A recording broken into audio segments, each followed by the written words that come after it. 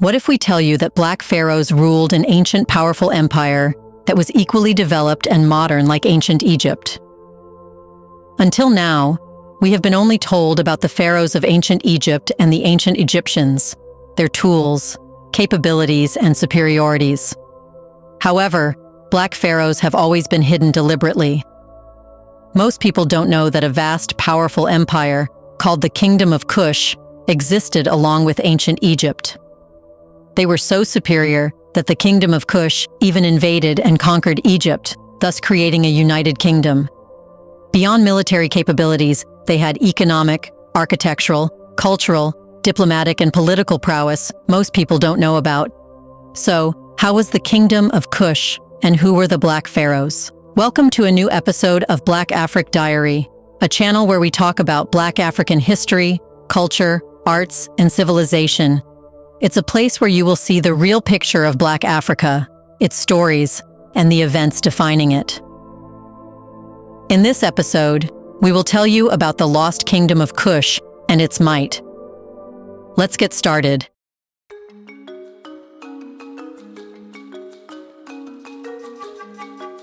The Kingdom of KUSH was strategically positioned along the Nile River, which served as a crucial lifeline for the civilization, providing water for agriculture, transportation, and daily needs.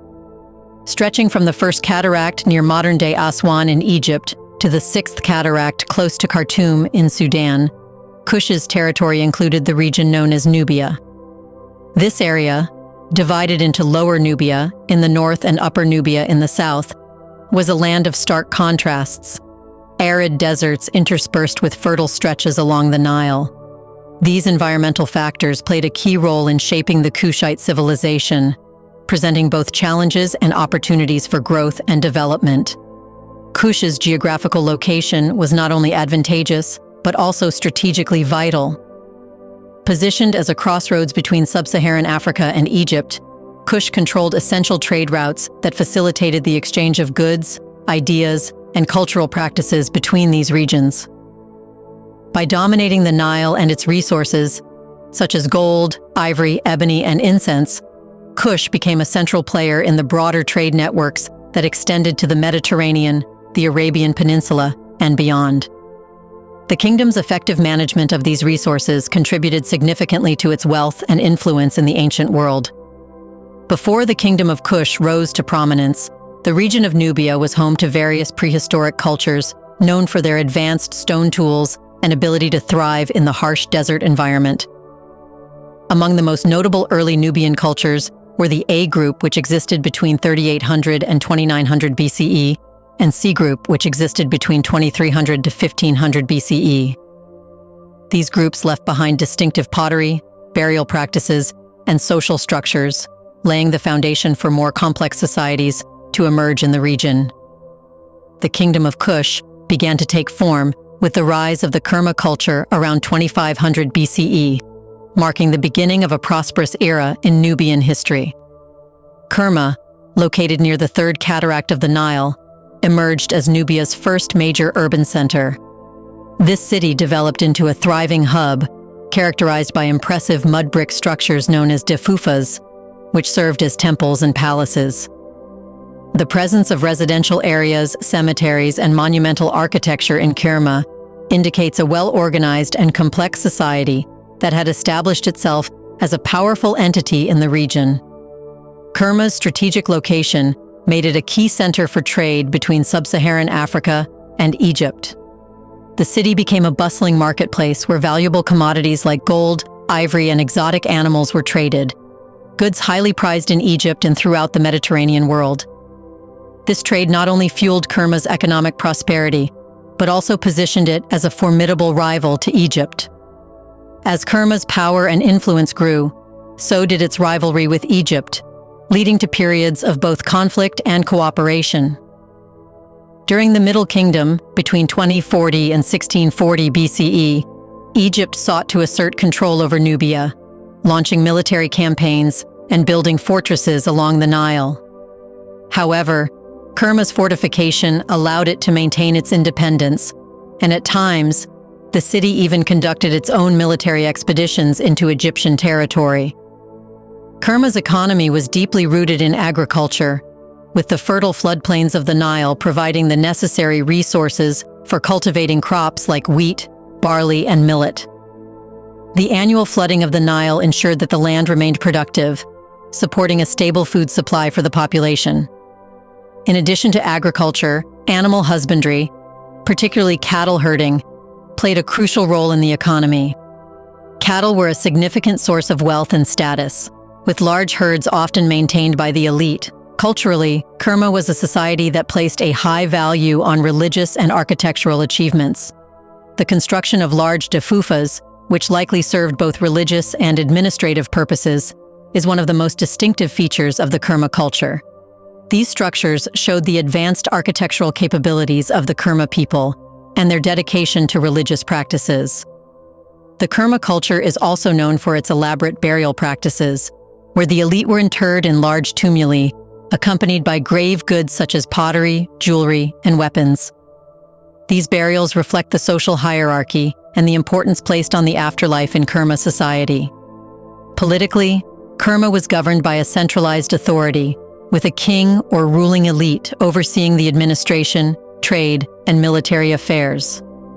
The existence of organized urban planning and monumental architecture suggests that Kerma had a well-developed political structure capable of managing its vast and complex society.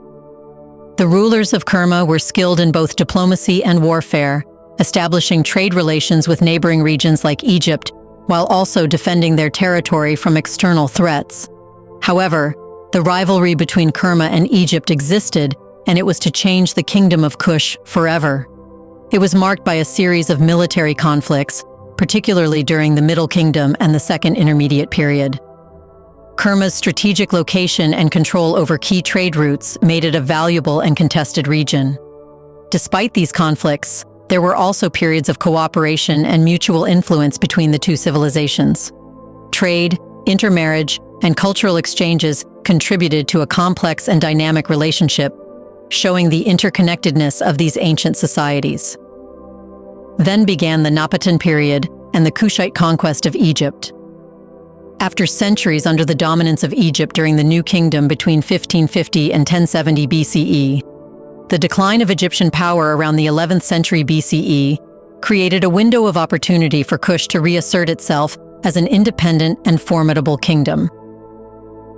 This resurgence, known as the Napatan period, lasted between 1000 and 300 BCE and was marked by the establishment of Napata as the capital of KUSH.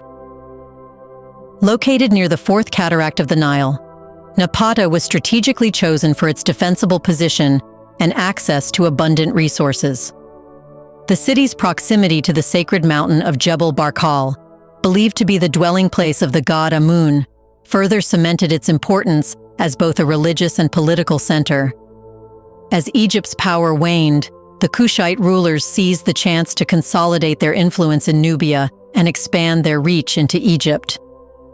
They skillfully adopted key aspects of Egyptian culture, including religious practices and royal symbolism, which they used to legitimize their authority. This cultural assimilation laid the groundwork for the Kushite rulers to present themselves as the rightful heirs to the Egyptian throne, ultimately leading to their conquest of Egypt. The Kushite conquest of Egypt began under the leadership of King Piye, also known as Pianki, who ruled from approximately 744 to 714 BCE. Piye's campaign was driven by a desire to restore order to a fractured Egypt, which had been weakened by internal conflicts during the 22nd and 23rd dynasties. His military achievements are detailed in the Victory Stela of Piye, which describes his successful campaign from Napata to Egypt, where he systematically defeated rival rulers in the Nile Delta and reclaimed Thebes, the spiritual heart of Egypt. Despite his conquests, Piye chose to return to Napata, ruling Egypt from afar while respecting its religious and cultural traditions. Piye's successors, including his brother Shabaka and his son Taharka, continued to rule Egypt as part of the 25th dynasty, often referred to as the Kushite dynasty, or the Black Pharaohs. Shabaka, who ruled around 716 to 702 BCE, strengthened his control by residing in Egypt and undertaking extensive building projects to revive the glory of the Old Kingdom. His reign was marked by a deep devotion to the god Amun and efforts to restore religious practices that had declined during Egypt's previous turmoil. Among the Kushite rulers, Pharaoh Taharqa, who reigned from 690 to 1664 BCE, stands out as one of the most significant figures of the 25th dynasty. His reign represents the pinnacle of Kushite influence in Egypt, with notable contributions to its culture and architecture. Taharqa's rule is remembered for a renaissance in temple construction, including the expansion of the Temple of Amun at Karnak, where he added a grand colonnade and pylon. His efforts to promote the worship of Amun in both Egypt and Nubia served to strengthen the cultural and religious unity between the two regions. However, Taharqa's reign was also challenged by the growing threat of the Assyrian Empire, which viewed the resurgence of Egypt under Kushite rule as a threat to its own expansionist ambitions. In 671 BCE, the Assyrian king Esarhaddon launched a series of invasions into Egypt, ultimately forcing Taharqa to retreat to Nubia. This marked the beginning of the decline of Kushite power in Egypt, as the Assyrians steadily gained control. The final chapter of the 25th dynasty unfolded during the reign of Taharqa's successor, Tantamani, who attempted to reclaim Egypt from the Assyrians. Despite his efforts, Tantamani's campaign ended in defeat, and in 663 BCE, the Assyrians, led by Ashurbanipal, sacked Thebes, effectively ending Kushite rule in Egypt. The remnants of the 25th dynasty retreated to Napata, where they continued to govern KUSH, although their influence over Egypt was permanently diminished. Despite their eventual decline, the Black Pharaohs left an indelible mark on both Egypt and Nubia. Their rule heralded a period of cultural and religious renewal in Egypt, with a renewed emphasis on traditional values and practices. The architectural and artistic achievements of the Kushite pharaohs, particularly in temple restoration and construction, had a lasting impact on Egypt's cultural heritage. Moreover, the 25th dynasty highlighted the deep connections between Nubia and Egypt, illustrating how the two regions influenced each other politically, culturally, and religiously. In Nubia, the legacy of the 25th dynasty endured as the Kushite kings continued to rule from Napata and later from Meroe, maintaining their cultural and religious ties to Egypt while also developing a distinct identity. However, even if the influence of the kingdom of KUSH declined in Egypt, it flourished as a kingdom in itself. Then began the Meroitic period, which is called the Golden Age of KUSH. It began around 300 BCE and extended until roughly 350 CE. During this time, a pivotal change occurred as the kingdom's capital moved from Napata, near the fourth cataract of the Nile, to the city of Meroe, located further south between the fifth and sixth cataracts. This move was driven by a mix of strategic and economic reasons that would play a crucial role in the kingdom's enduring prosperity. Before we continue further, tell us, are you enjoying the video? If yes, please like and share the video and subscribe to our channel to watch more videos on Black Africa. Let's continue now. Meroe's location offered several strategic advantages. Positioned further south, it was better shielded from potential threats from the north, particularly as Egyptian power declined and new dangers emerged from the Mediterranean region. The city's location also provided KUSH with greater control over its southern territories and the vital trade routes that passed through these areas. Economically, Meroe was rich in natural resources, particularly iron ore, which became central to the Meroitic economy. Additionally, the fertile land surrounding Meroe supported a strong agricultural base, ensuring the city's economic stability and growth. The economy of Meroe was founded on three main pillars: iron production, agriculture, and trade. Because the region around Meroe was abundant in iron ore, the city soon became one of the ancient world's biggest centers for ironworking. Kushite blacksmiths were highly skilled in producing a wide range of iron tools and weapons, which were used locally and traded across Africa and beyond. This iron production provided Meroe with a technological edge over many neighboring regions, bolstering its military capabilities and contributing significantly to its wealth. Among its most valuable assets was gold, with the Nubian desert particularly rich in this precious metal. Gold was highly coveted across the ancient world, and KUSH's plentiful supply made it a key player in the economic networks of Africa and beyond. However, gold wasn't the only resource fueling the kingdom's economy. KUSH was also rich in iron, ivory, and exotic goods like ebony and incense. These resources were not merely trade items, they formed the foundation of the Kushite economy. KUSH's strategic location along the Nile River and its control of overland trade routes made it a vital link in the ancient world's trade networks. The kingdom managed routes that connected sub-Saharan Africa with Egypt and the Mediterranean, enabling Kushite merchants to trade with a diverse range of regions, including Egypt, the Levant, and even the Greco-Roman world. These merchants exchanged gold, ivory, ebony, incense, and other exotic goods, which were highly sought after in these distant lands. The wealth generated from this trade not only enriched the kingdom, but also allowed KUSH to maintain its power and influence over a vast territory. Agriculture was another key component of Meroe's economic strength. The annual flooding of the Nile, combined with advanced irrigation methods, allowed for the successful cultivation of crops such as wheat, barley, and millet. The agricultural output was diverse and plentiful, sustaining a large population and generating surplus produce that could be traded for goods that were not locally available. Water management was another area where the Kushites excelled. The arid regions of Nubia posed significant challenges for agriculture, but the Kushites developed innovative methods to overcome these obstacles.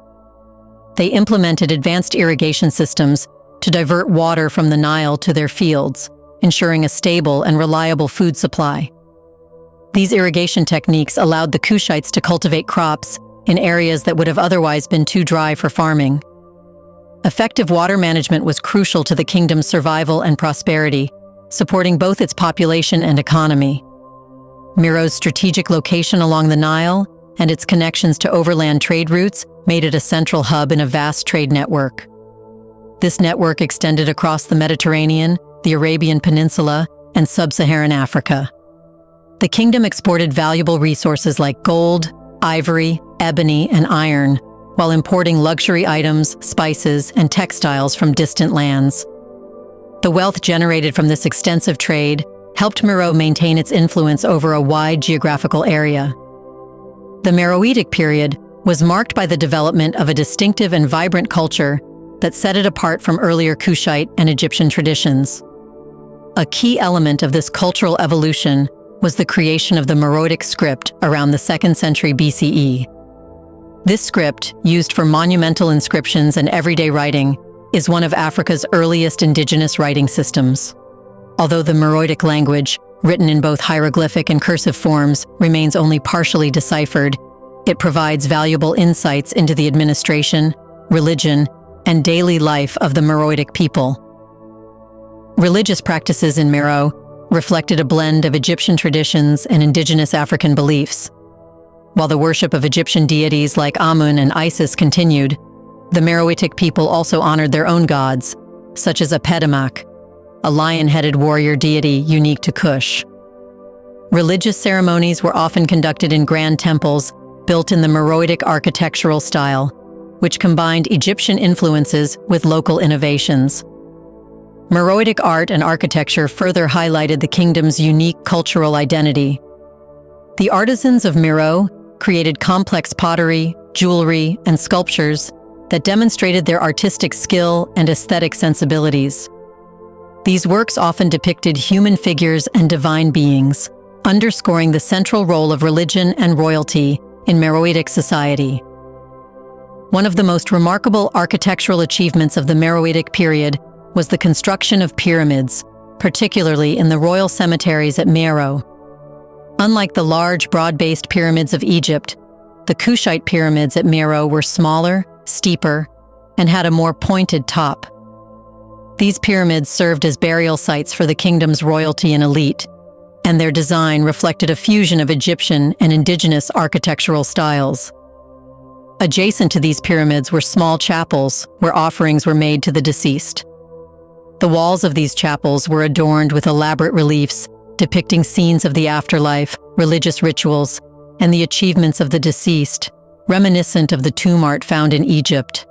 However, the distinct shape and construction methods of the Meroitic pyramids set them apart, symbolizing the kingdom's unique cultural identity. Beyond the pyramids, Meroitic architecture included grand temples, palaces, and public buildings that showcased the kingdom's wealth and power.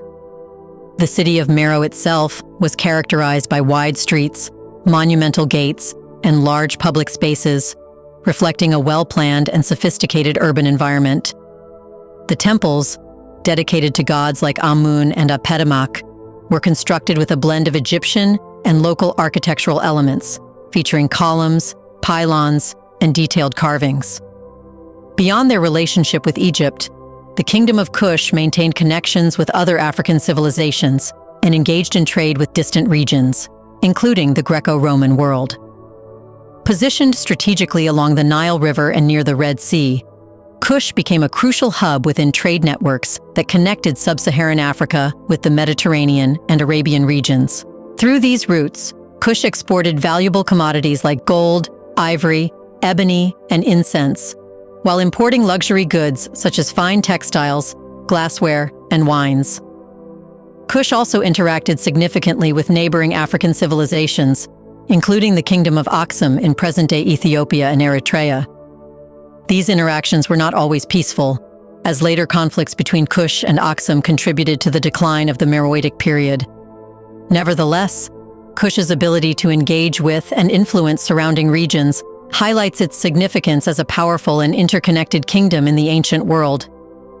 The military strength of the Kingdom of Kush was renowned, particularly its highly skilled archers, who were among the best in the ancient world. Known as the Bowmen of Kush, these archers were respected and feared by their enemies, including the Egyptians. They were often depicted in Egyptian art, symbolizing their prowess and importance in battle. The expertise of Kushite archers made their military a formidable force, capable of defending their territory and expanding their influence. The Kingdom of Kush was not only culturally sophisticated, but also demonstrated impressive diplomatic and political skills. The Kushite rulers were adept at forming strategic alliances and managing relationships with powerful neighbors, particularly Egypt. During times when Egypt was weakened by internal conflicts or external threats, the Kushites seized the opportunity to assert their independence and expand their influence. This strategic maneuvering allowed Kush to maintain its sovereignty and, at times, even extend its control into Egyptian territory, notably during the 25th dynasty. To effectively govern their expansive territories, Kushite kings established a highly centralized administration.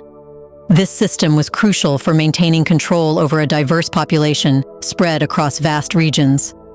The Kushite administration effectively managed complex systems of taxation, trade, and military organization, all of which were essential for the kingdom's stability and prosperity. The efficiency and organization of this administrative system reflect the political sophistication of the Kushite rulers, ensuring that their authority was both respected and effective throughout their empire. What's more, Kushite art also flourished and developed its own distinctive style, especially during the Meroitic period, even as it drew inspiration from Egyptian art. This era saw the emergence of unique sculptures, reliefs, and decorative arts that combined Egyptian style with indigenous Nubian traditions. Kushite art often depicted gods, royalty, and everyday life, highlighting the kingdom's deep connection to both spiritual and earthly kingdoms. However, everything downfalls, and so did the once thriving Kingdom of Kush. It was the result of several factors, including the overuse of natural resources, shifts in trade routes, and the rise of the neighboring Kingdom of Aksum. Over time, the resources that had once fueled Kush's prosperity, such as iron and gold, became depleted, leading to economic challenges. Additionally, as trade routes shifted away from the Nile, Kush lost its strategic position within the networks that connected Africa to the Mediterranean and the Arabian Peninsula. The rise of Aksum as a powerful regional force further weakened Kush, as Aksumite expansion gradually encroached on Kushite territory. The fall of Meroe, the last capital of KUSH, around 350 CE, marked the end of the kingdom. Meroe, once a thriving center of culture, commerce, and power, was overtaken by the forces of Aksum. With the fall of Meroe, the remains of the Kushite kingdom were absorbed by neighboring powers, effectively ending one of Africa's great ancient civilizations. Despite its decline, the legacy of KUSH remains profoundly significant in African history. The influence of KUSH can be seen in the cultural and political developments of later African civilizations. The kingdom's achievements in art, architecture, and governance continue to be celebrated, and its archaeological sites, such as Kerma, Napata, and Meroe, provide valuable insights into the rich history of this ancient civilization. The modern rediscovery of the Kingdom of KUSH has been largely driven by archaeological efforts that have brought to light the hidden history of this ancient civilization. Excavations at key sites like Kerma, Napata, and Meroe have uncovered a wealth of artifacts and structures, offering a glimpse into the daily lives, religious practices, and artistic achievements of the Kushites. These discoveries have provided scholars with a deeper understanding of the kingdom's complexity and its significance within the broader context of African and world history. Today, the significance of KUSH extends beyond archaeology. It plays a crucial role in recognizing and celebrating African heritage. The history of KUSH challenges long-held narratives that have marginalized Africa's ancient civilizations, highlighting the continent's rich cultural and historical legacy. The rediscovery of KUSH has also sparked renewed interest in studying African history, showing the importance of preserving and exploring the continent's past for future generations. The story of KUSH is not just a chapter in African history. It stands as a representation of the influence of a civilization that was once a beacon of culture and power in the ancient world. However, to this day, doubts are being spread about whether the Nubians who were Kushites were black or like the ancient Egyptians. The ethnicity of the Kushites and their relationship to the Egyptians is a topic that has sparked much interest and debate among historians, archaeologists, and scholars. It should be known that the people of KUSH were indigenous Africans. Their physical appearance and cultural characteristics were distinct from those of the ancient Egyptians, although there were similarities due to significant cultural exchange. However, the Kushites were black Africans, living in the region south of Egypt known as Nubia. Nubians have long been recognized as indigenous African people with dark skin, a fact reflected in ancient Egyptian art, where Nubians are often portrayed with dark skin and distinct facial features. The Kushites' physical characteristics and cultural identity were deeply rooted in their African heritage.